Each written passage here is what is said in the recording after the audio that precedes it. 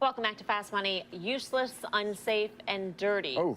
Those are just a few of the words a new report is using to describe.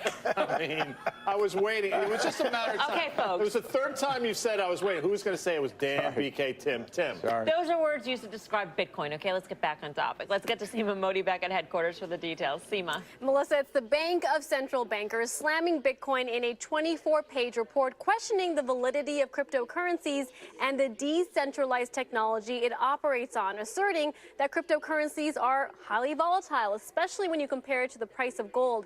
BIS says it's because cryptocurrencies lack a central body which is dedicated to keeping the currency stable. Plus, they say transactions are costly. Bank of International Settlements head of research pointing out that Bitcoin fees peaked at $57 last December, underscoring why using Bitcoin over the U.S. dollar as a means of payment is neither cost-effective nor logical. The bank also raising concerns over the vast amount of energy required to mine cryptocurrencies, which it claims could overwhelm the system and, quote, bring the internet to a halt. The cryptocurrency community this morning fighting back. Monica Quaintance of Kadena, a blockchain platform, says the industry is still in its infancy. Therefore, it's too early to analyze and make these grandiose projections.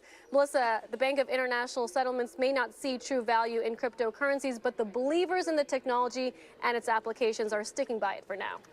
All right, Seema, thank you. Seema Modi at headquarters. So, I know you think that this is full of well, listen, useless information. No, but I understand. I mean, the report, I read it about 3 times this morning, and there are so many inconsistencies in it. They say, listen, money's about trust, and trust can fall apart. But by the way, trust us, we're the BIS. So here's what's going on, is that Bitcoin itself is an existential threat to the central bankers. That's what this was designed. It was designed as an alternative financial system. With Bitcoin, you don't necessarily need a central banker. If you want one, go have a ball. But in the Bitcoin cryptocurrency ecosystem, you don't need those central bankers.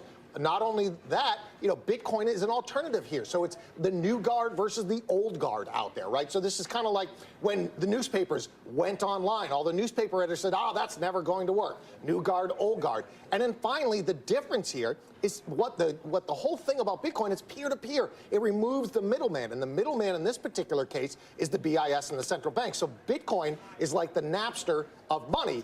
And that's what they don't like about it. I get what you're saying here, but one of the points is that you need to have users, and this needs to solve a problem. So Sure. when are we going to get to that point where we have users and that this is not just a token that's traded? Right, of course. So think about it. I think probably the markets and price had gotten way ahead of where the technology is. Remember in 1981, the San Francisco Examiner went online, took 2.5 hours to download their newspaper. And people said, this can never work to download pictures. It takes too long. That's where we are in Bitcoin. So you got to take a step back and put it in perspective. New technology.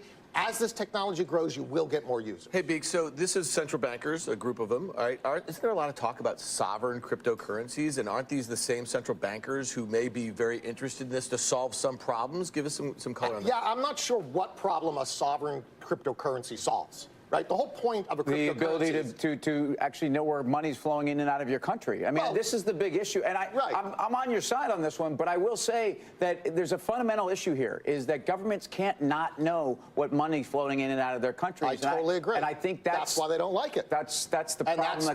That is the existential threat. I don't know. Well, I don't know if it can't be overcome. I mean, it's being overcome in countries like Venezuela, like Zimbabwe, like Argentina. Where you can't trust the government. Where you can't trust the government. Right, exactly. Right. Exactly. Larry, what the hell are you doing? Larry! Larry, you can't just... Oh, Larry! Oh, are you all right? How did... Larry!